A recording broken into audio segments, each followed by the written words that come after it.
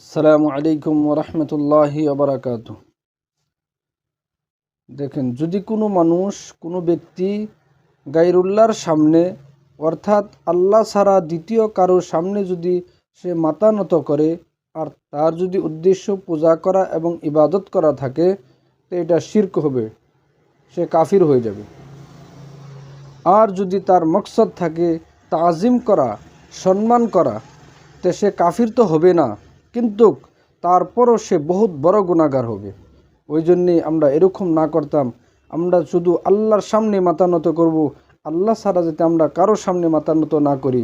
তা আমাদের মধ্যে এরকম বহুত দেখা যায় যে তারা যখন মানুষকে সালাম করে, তখন তারা মাথা নত করে সালাম করে। দেখেন, এটা করা যাবে না, এটা শরীয়তের মধ্যে জায়েজ নেই। এই মাসলাটা মাসাইলে শিরক ও বিদআত নামী কিতাব পৃষ্ঠা নম্বর 57 মধ্যে লেখা হয়েছে।